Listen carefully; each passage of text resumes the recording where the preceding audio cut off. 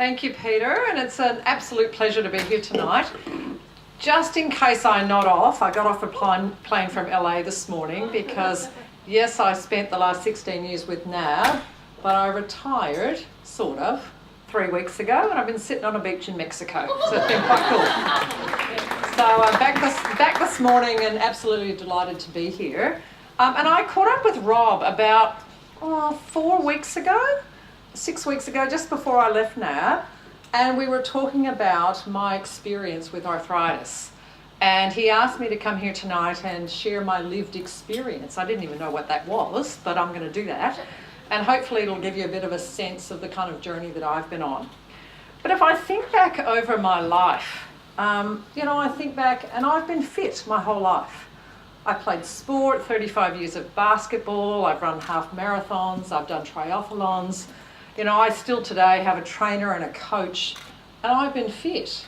And the only experience I had with arthritis was through my grandmother.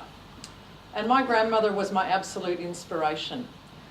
She lived a full life. She was, just the life of the party. And I remember when she was about 80 years old, we actually transitioned her to a retirement village. And she had arthritis. She also had very little vision. So she only had peripheral vision, but that didn't stop her.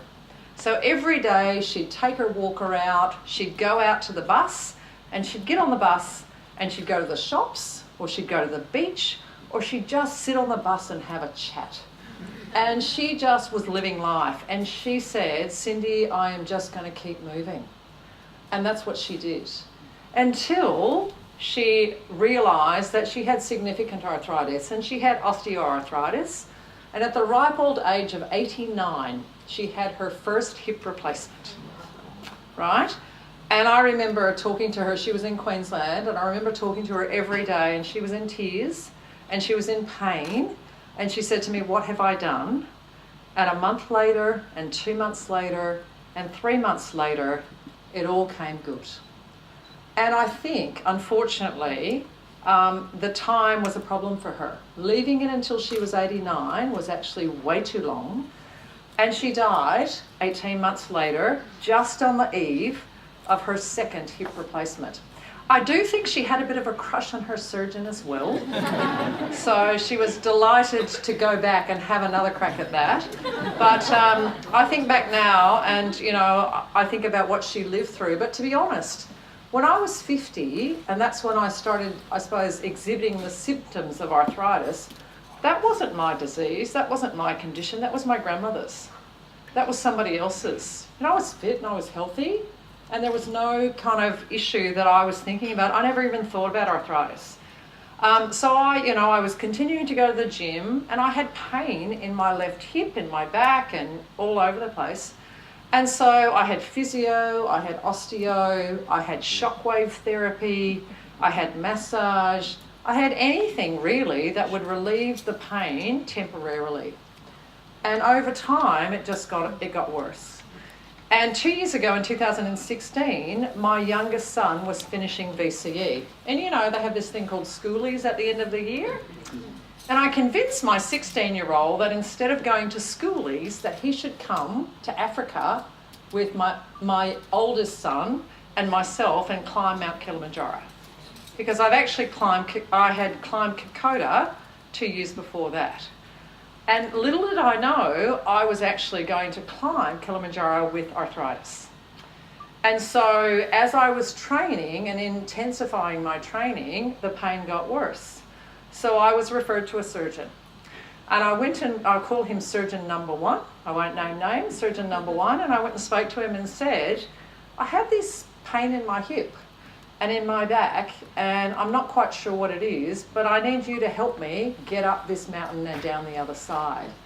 And he took one look at me after having had an MRI, and I had no cartilage left in my left hip. And he said to me, "You are mad and you need to cancel your trip." And most sane people probably would have done that.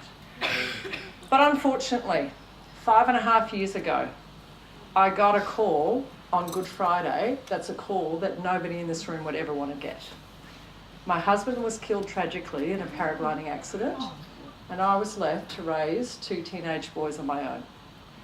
And this trip was a tribute to my husband, who was a mountain climber. And there was nothing, arthritis or otherwise, that was going to stop me from getting up that mountain down the other side. So I said to my surgeon, I don't need a hip replacement, but I need you to help me get up and over, which he did. And 13 of us climbed that mountain and got over the other side. And I paid the price for that. When I got back after having medicated myself for the whole 7 days, I stopped the medication and knew I needed to do something different. So I came back and I went to surgeon number 2, who's Andrew Shimon at Melbourne Orthopaedic. And Andrew sat me down and talked to me about my life. And he said to me, Cindy, what sort of life do you want to live? What sort of lifestyle do you want to have? And do you plan on climbing any more mountains? Because if you do, then you need to have a serious think about what you might do. And I'm not going to tell you what to do.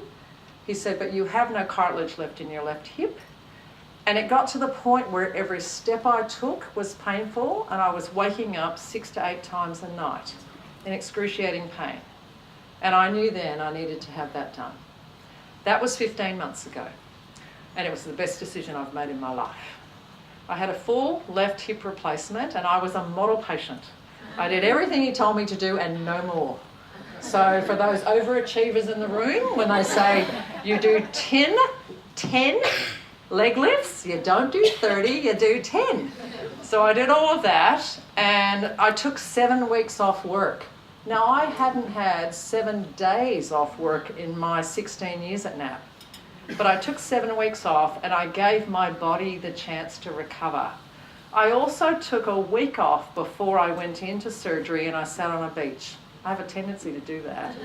I sat on a beach and I got my head ready. I got myself into the mental state to actually be able to cope with a full-blown hip replacement. Like, this is serious stuff. So I did that. And I have to say, 15 months later, I saw Andrew 2 weeks ago and I got the all clear, and I don't have to see him again for 4 years. And the right hip's in good shape. And I have now signed up to do Hut to Hut, Mount Buller, 100 Ks in 3 days in February. So off we go.